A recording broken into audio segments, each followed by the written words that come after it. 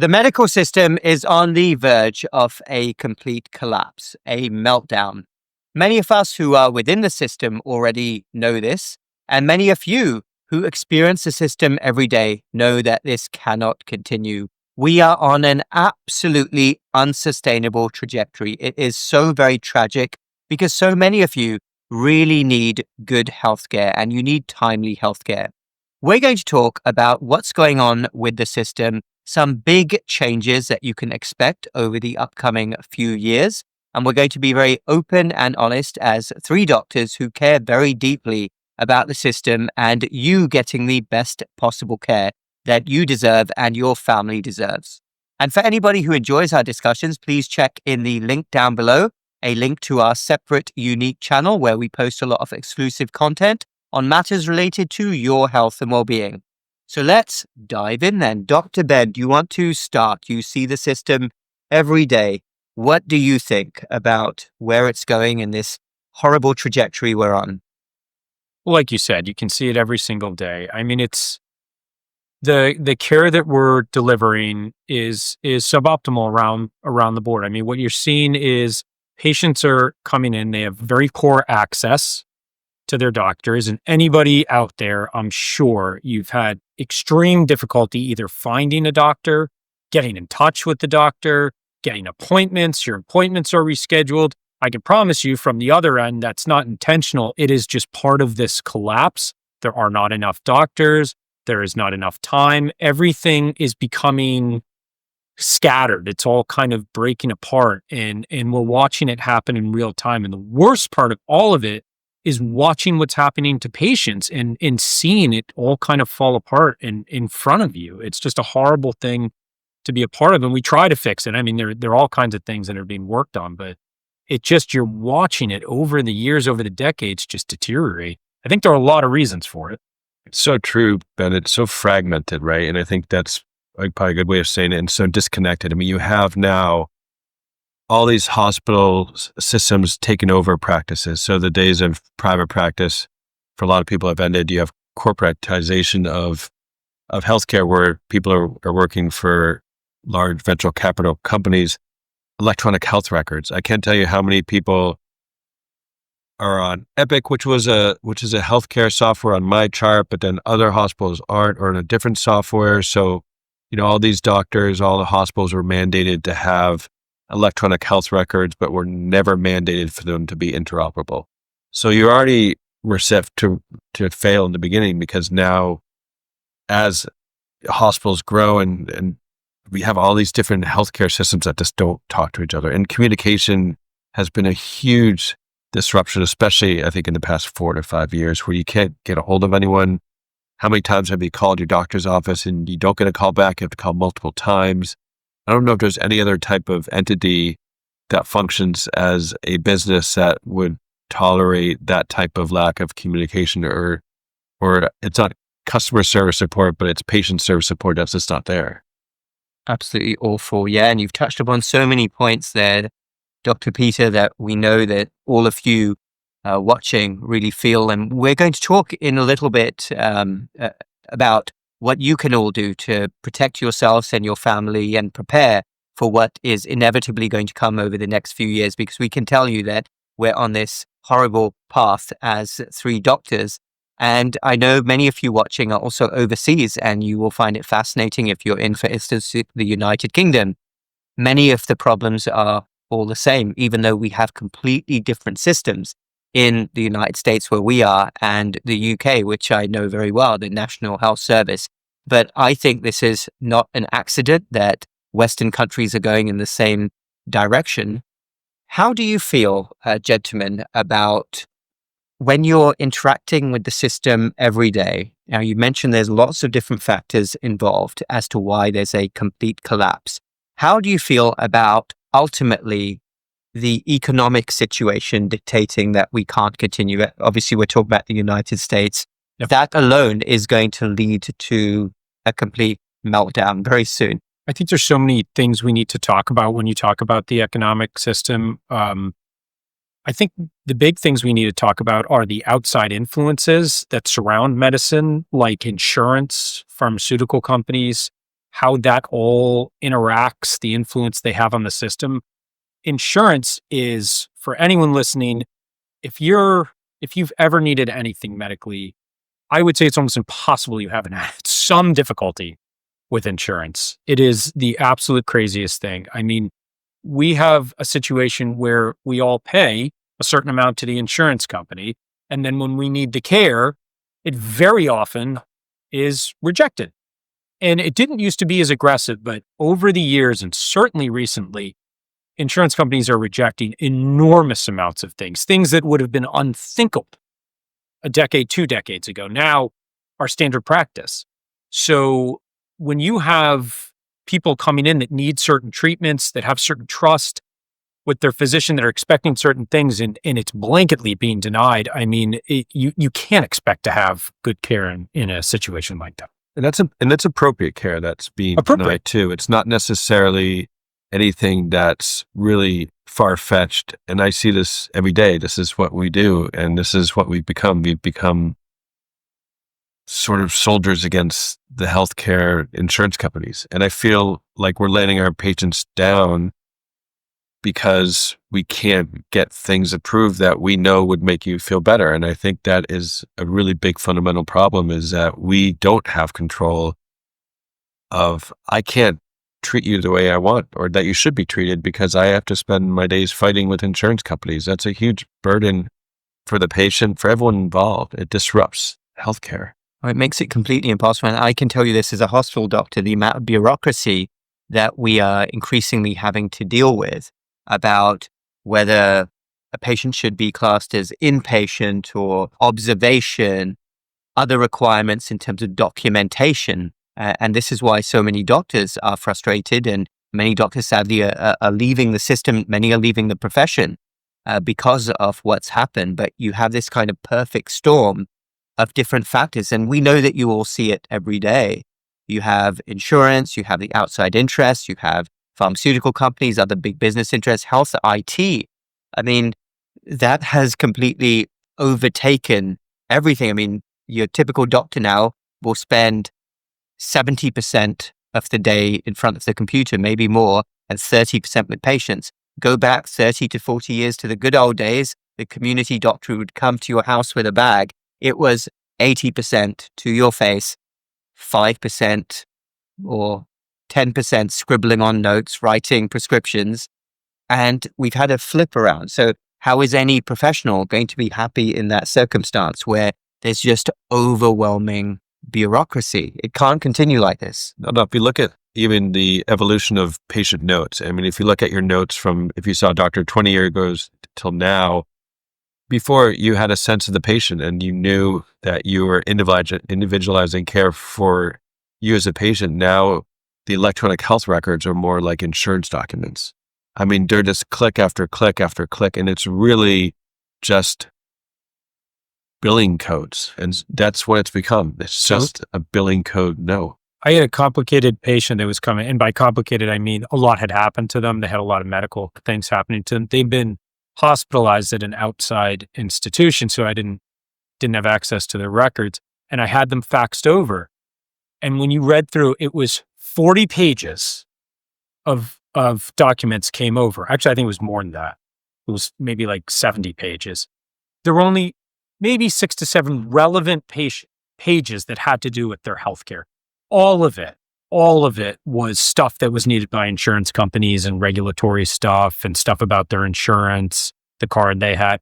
It was insane. I just looked through it. I couldn't believe it. It took me forever to get to anything relevant. It was incredible. I mean, and that's what we're dealing with now. It's so true. When I get a new patient, I will go through pages and pages of sheets, really just to find out what that patient used to do for work. I mean, that's just something, I mean, there's 1,000 other questions. I'm sure you've been asked this before about like, what type of pets do you have at home? Like, where's your smoke detector? Like, it just goes on and page after page after page, and there's nothing personal in that note anymore. And so look at your note from people who have MyChart, which is a big healthcare system, software program, or these portals. You can look at your notes and you can see that they're no longer like these personal notes. It could be anyone just thrown in. It's just crazy. It's awful. I mean, this is my everyday work as a doctor in the hospital. I can tell you the last few days, this happened yesterday. I was going through a chart of a hospitalized patient, and it was looking at records from another hospital.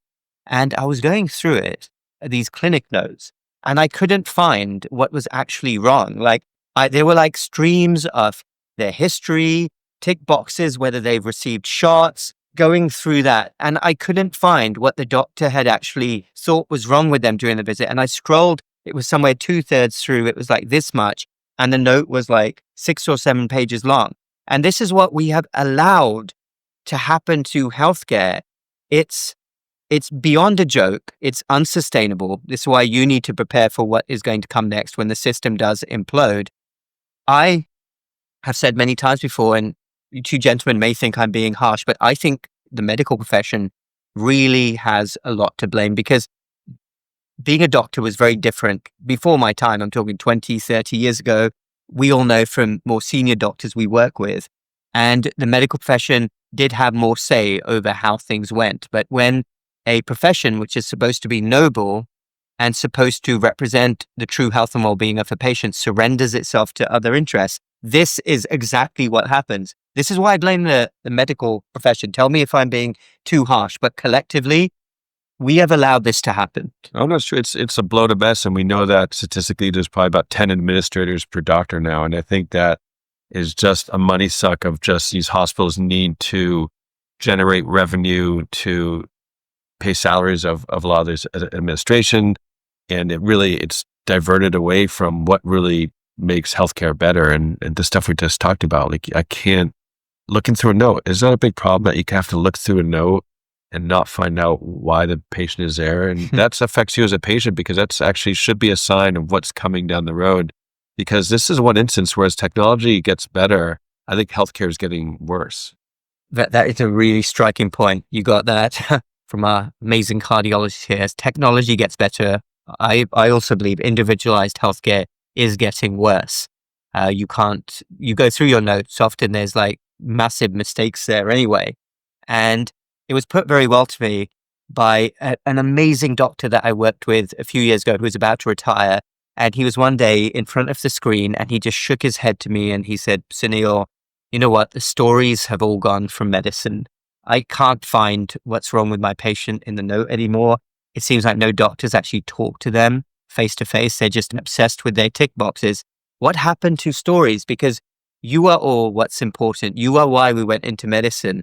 We want the best. We 3 doctors anyway for all of our patients, but yet we work in a system. And if we're getting frustrated, you can imagine how other people are feeling as well. But I do think too many doctors are simply okay with putting their heads down and thinking, I will do this. I won't speak up about the ridiculous direction we're heading in. And this is why things keep getting worse. There's silence, and we've seen what happened during the pandemic with a culture of censorship of doctors who step out of line. Okay, everyone, I'm going to interrupt that awesome discussion for a moment to tell you about our expanding natural health and well-being store. We are very proud of our expanding store. We have natural immune inflammation support, bone support, memory support, heart support, sleep support, and our newly released premium organic lion's mane and organic chai mix. We've got some great reviews so far. Check in the links down below. ohighwellness.com if you're in the USA, North America, ohighwellness.co if you're in the UK, Europe. Also keep an eye out for our upcoming food and beverage products, including protein-thin snacks. All right, back to the discussion. Would you say in your years of practice, not that you've been in practice forever, you're quite a young doctor, but just in the time that you've been in practice, that things have got worse? They've absolutely gotten worse, I think, for many of the reasons that we're saying right now.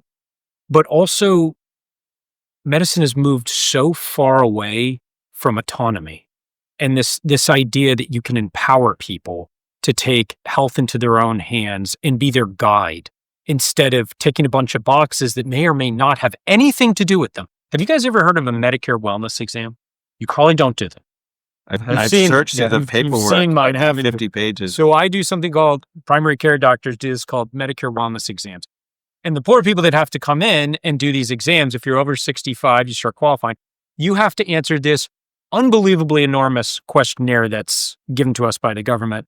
And it is humongous. And it asks you a bunch of questions that, if you've done this, you will often find are totally irrelevant, or that the doctor should know because they've seen you every year for the last 10 to 20 years. But you have to go through them. And some of the patients get fed up and just go, you answer that. I've kind of had it with these. But it's this whole idea that wild disrespecting of the relationship between the physician and the patient. I know my patients. I don't need to have them tick a box to tell me, how they're doing at home. I know that's what we're going to talk about. That's what the whole appointment is. That's what all the care is about. But they have to fill out these sheets every single year. It is just, it's crazy. Imagine if you could just walk into your doctor's office for an appointment, go right into the room. The doctor could just check your blood pressure and you could just address what the problem is instead of having to go through layers of questions, check-in process, like an assistant putting stuff in the computer, waiting.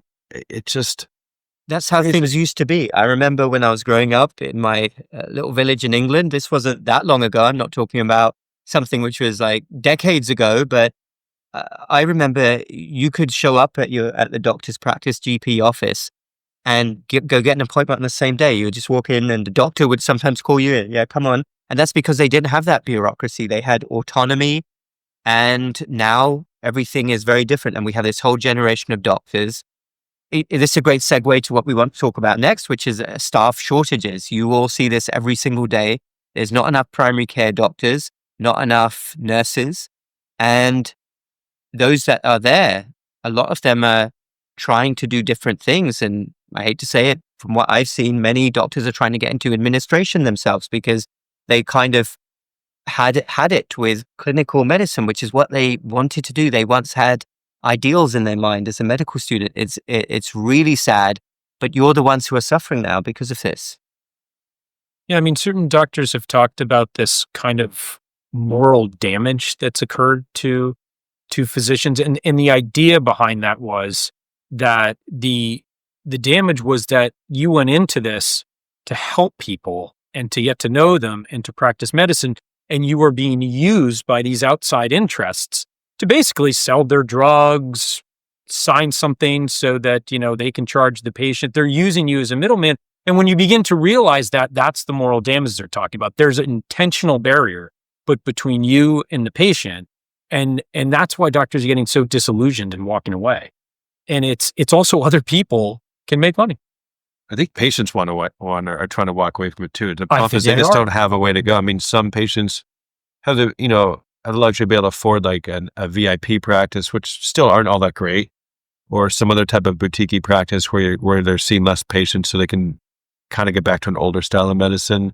I think doctors are trying to escape, but I mean, in reality, what it comes down to hurts you as a patient because we're going to lose good people, smart people who would be great at treating patients because they know now that it's not going to be that way anymore. It's a system of just what we talked about, computers and bureaucracy and lack of communication. I always had to call another surgical office, and this just seems kind of crazy to even hear, but we got an answering machine because no one picked up the phone, which is kind of the norm. I don't think anyone now expects to call a medical office and have someone actually answer the phone.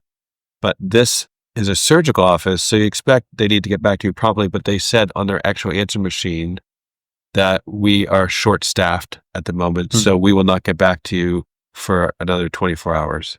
And so can you imagine being a patient you just had surgery and you're calling with some type of question related to the surgery and you're told that you're short-staffed? It just shows it would give me a lot of mistrust in the system. Yeah. And you've touched on so much there. I mean, that's fairly typical experience for many, many people within the system who are trying to contact their doctor. And I would add to what you mentioned that many patients that I meet are going outside the system. This is a huge trend. I know many of you watching may have been going in this direction as well. You are done with being in the system.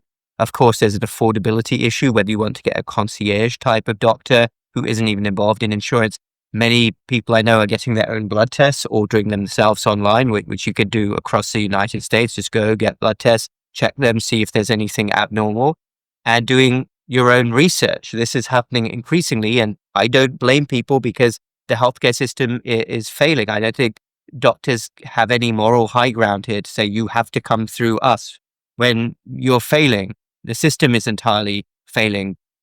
Dr. Peter, I want to speak about something that I know that you have strong beliefs on, and this is what's happened in the United States, the fall of private practice. And for those of you who are overseas, in the United States, doctors essentially up until 30 to 40 years ago, maybe even 25 years ago, this is before our time, used to be small business owners. So they would finish their residency, enter a practice. It might be a small group practice, a large group practice, but essentially they would be small business owners.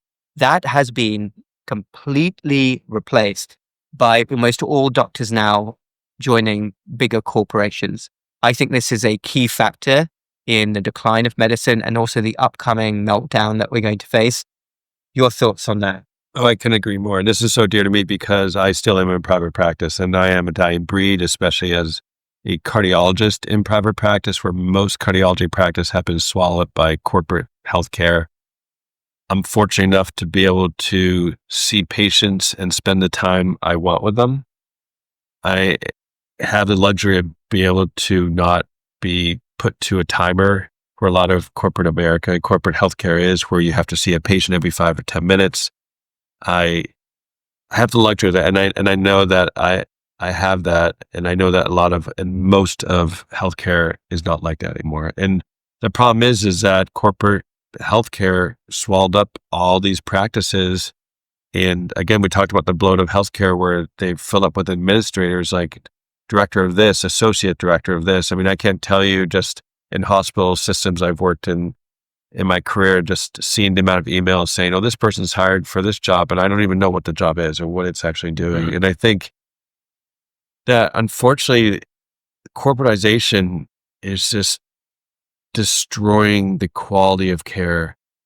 I had one office saying that the medical assistant would be in it with the doctor, and it was really awkward because after, I think it was like 8 minutes, she would have to give a little knock to let the doctor know that she spent 8 minutes with a patient so far. That's getting time. So can you imagine being in a room telling something like really dire to your doctor about something that's really affecting you, and you have someone else just knocking like it's a time clock? And that's what we've become. So I think people thought that maybe that is a way out. Doctors are trying to get out because there's also, it's a lot to run a practice. It is, yeah. But I think people now realize that was a big downfall, and people are trying to get back to how medicine used to be.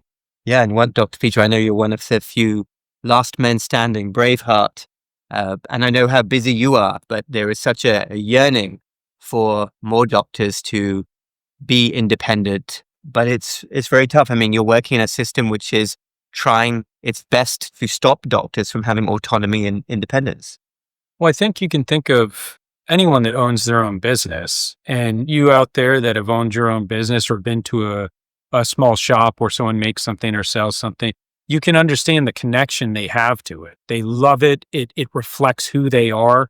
It's a big part of what they care about.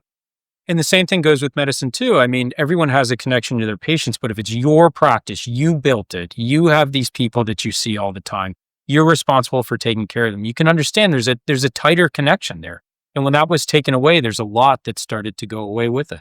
Yeah, and the two follow. I don't think it's any coincidence that the fall of private practice has been when medicine really started to go downhill in the United States. Yeah, that's it. And I say this a lot too, and this is, and I hate hearing this, and sometimes that I feel so bad for patients is because we've been led to believe that this is acceptable. Is, patients will know that you're busy, and everyone's busy, right? And so, but I'll come into an exam room and sometimes the patient is like, oh, I'm fine. I won't waste too much of your time because I know you have other patients you have to see. And I'm not saying, no, this is your time, and that's how it should be. And so I think patients are treated like customers, where they're just been shown that they only have this amount of time that you can't go over. And some people just feel like they're taking up your time, and it's just, I don't know. It's sad. Well, you're talking as a doctor with a big heart. And yeah, of course, we want to give our patients the best, but we're working in a system which is against us. So I want to add one other factor here to the mix of the upcoming medical meltdown, because we've talked about the economics, the insurance, we've talked about the fall of private practice, the other players. But for me, a huge factor, which we absolutely cannot ignore, you probably know what I'm about to say, the metabolic health catastrophe, simply how many millions of people that are sick. I mean, you look at statistics now, 40% of adolescents are now pre-diabetic, severe insulin resistance. Can you imagine the avalanche that is going to hit in 10 years' time when all of these youngsters get type 2 diabetes, premature heart disease, other inflammatory disorders? It is going to be a catastrophe. I don't think that anything like this has ever happened before in human history, to my knowledge, where so many young people have got sick. I mean, smoking was devastating, but it took people decades to get problems from smoking. But this is happening much sooner. Add that to the mix, and the economics of this are absolutely unsustainable in countries like the USA and UK. So we've talked to you about a few factors here, which are going to mean that healthcare in 5 to 10 years is going to be very, very different from what it is now, probably even worse. Hate to say it, but I believe it's true. So what can you all do to help with the situation? Because we want the best for you and your family, but we have to be realistic here about what's about to happen. The first point I'd like to touch upon is people taking health into their own hands and doing their best to stay healthy and be well informed. I know you have strong feelings about that too. Absolutely. And that's why I strive for a lot of my patients is just regular low impact exercise, cutting back on processed carbs, refined seed oils. You talked about kids before, about 70% get their calories from highly processed refined carbs. And you have to just be the healthiest you could be, because if you're not, no one else is going to do that for you in this day and age. You have to start with yourself, and you have to make those changes. Number one thing to do, yeah. I think health can't be an afterthought. It's an afterthought for our society as a whole, but it can't be for you. We all need to start looking at our own health as an absolute priority. Because if you don't make it a priority, I can promise you no one else will. So you have to make it a priority. You have to really stay educated, stay informed, learn as much as you can about it, and really take it into your own hands. Be careful with what you're eating. Be careful with what you're putting in your body. Know everything that you're eating. Know all the medications that you're being offered and what they mean and how they work and what the side effects are. It's it's vital. It's vital. It is, yeah. Do your absolute best to stay in shape. As Dr. Peter alluded to, cut back on the processed foods, the carbs, sugars, if you have excessive body fat, which statistically most Americans and Brits do, then it should be an absolute number one priority in your life to get in better shape. No excuses whatsoever. If you're a grown adult, this should be number one priority in your life. Exercise, as you mentioned, and you will be a lot happier for it, both physically and mentally, and dramatically reduce your chances that you will even need the system. We want you to be healthy naturally. Don't get sucked into the medical industrial complex. It's an easy thing to happen once those excess pounds pile on and you start getting inflammation, insulin resistance. That's the route to go down. And we see it every day. And you get on a treadmill. I mean, how often do we see this? Specialist after specialist. But the underlying reason is poor metabolic health. Absolutely. You have to be proactive and not reactive. And I think that's the main take-home point there. Exactly. So please do keep that in mind. Let's talk a little bit about health information technology. We do know that many of you have concerns about artificial intelligence. Now, it is going to be the future. Hopefully, some of you have already utilized it for your own health and well-being. Of course, be careful. You want to be careful about how you're using it, who's using it on you as well. But there's various programs out there that can really help you to ask questions and get knowledge that you wouldn't have been able to get a few years ago. It's so true. I think it's really valuable as a patient, not necessarily on medications. I mean, medication side effects, but not stopping or starting your medications. But where it's really helpful for patients is, everyone tells you to stay hydrated. Like, so how much do you need to stay hydrated? Mm-hmm. Everyone tells you how to eat. And as we talked about, doctors and healthcare providers don't spend enough time talking about metabolic health. So that's research that you can do on your own. So you can really use AI, some of these AI programs to really find out like what is the best foods. Some of the programs you can actually scan the labels and they'll tell you what are the bad ingredients in the food to help you make better choices. It can set up exercise plans for you that you should just, run by your doctor, of course, just to make sure but it's just lots of different things that it can do just from like a lifestyle change perspective. I think that's really the powerful tool for patients.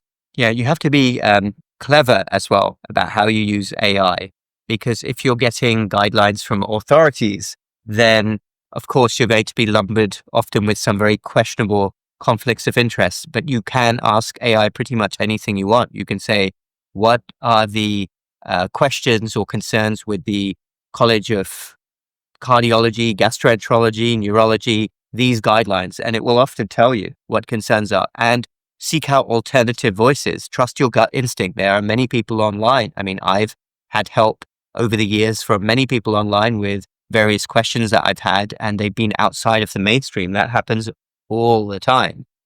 So this is the beauty about living today. You don't have to get your advice from only one source. Dr. Baird, are you finding in your primary care practice that more patients are coming in with questions or giving you possible concerns which they have got from AI? Yes, more people are definitely beginning to use it. I don't think it's reached the point by any means that it's going to. I think it's going to get to a point where it's even more useful.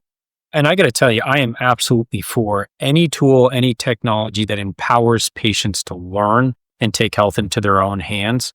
I think you need a guide, and I think a guide is very helpful, but I think the ability to do this and learn on your own and have a tool that makes it easy is what needs to happen. I mean, people need to have the ability to take health out of their own hands. Exactly, yeah. And be careful, as I said, about the AI you're using, and use it in a very clever way. And that's actually a nice segue onto the last point here, which is, what role will doctors play? You need doctors, your family needs doctors, and there's such a shortage of good doctors. We always give the advice to speak with your doctor, hopefully your trusted doctor. Never change medications by yourself. It's so important to speak with a physician. But then many of you will come back with the next obvious concern and question. We can't find any good doctors, or we don't like our doctor, we don't trust doctors, and we are fully empathetic as to how difficult it is, and we feel for you. We have family members and friends in the same situation. It is a complete minefield out there. I would really urge you to keep looking. There are doctors out there. I wish I had a list. I wish we had a list of good doctors all across the country and the world who share traditional values and ways of thinking. I'm not aware of any such list like that. We do get asked that question a fair bit, actually. But we would urge you to keep looking, get second opinions, speak to people in your area about doctors, and get a lot of information online. There's lots of doctors speaking, and you have to use your own judgment about whether you trust that or not. Do you think, gentlemen, the situation with finding doctors is going to get better or worse? I think I know what your answer is going to be over the next few years. I think over the next few years, it'll get worse. But I don't know if that's the end of the story. I'm not exactly sure where this is all going to go. I think there's no question the system is heading toward collapse. But could it right itself? If the right decisions are made in time, if patients are given the autonomy they deserve, if technology actually works to help patients get information that they need, maybe in time there could be some optimism. I agree. I want to stay positive on the whole matter. I do think it's going to get worse. And I've seen it get worse over the next couple of years. Staying positive. The past couple of years. But, yeah. I was going to say but. Yeah. I do think that it is going to get better with the things we talked about and changing the things that we talked about. I think the first thing definitely is identifying what's wrong. If technology like AI can help take the burden off doctors to focus more on actually treating the patient and to take away mundane tasks, which are so prevalent in medicine, I do think that you're going to bring more doctors back to healthcare, or have good doctors that want to stay in because they feel like they can treat people. Because right now, a lot of doctors don't feel that way. And a lot of times we feel like we're failing our patients. So I think it's going to get worse before it gets better. But I do think with some work, or a lot of work, actually, it will get better. Yeah, we've outlined a lot of the reasons why we believe it's going to get worse. There's going to be a meltdown and collapse because it's unsustainable. But on that note, I would add some optimism as well. Sometimes things have to get worse before they get better. And there's a saying, and this is true for individuals, sometimes you have to reach rock bottom before you actually improve. And I believe that that is the case with healthcare. What I'm optimistic about is that increasingly people are waking up to what a complete sham, the system is sham, or I could say scam as well, and many parts of it, sadly. People are seeking alternative answers. People are questioning what their doctors are saying. And I am all for technology. It is absolutely fantastic that people can get information online, even with AI, and are increasingly challenging their doctors. And that's a good thing. No good doctor should ever mind being asked good questions about treatment options, because at the end of the day, you are the ones in charge here. Do let us know in the comments down below what you think. We would be very curious to know your thoughts. I assume that you've had some negative experiences out there. Who hasn't? But do you feel the same way, that we're going to see a big comeback after going down to rock bottom? Or do you think we're going to be left with a whole new system, whole new way of healthcare and medicine within the next few years? Who knows what the future is? We can only do our best every single day. So keep going, everyone. Stay healthy. Your success is our success. We are rooting for you all to succeed.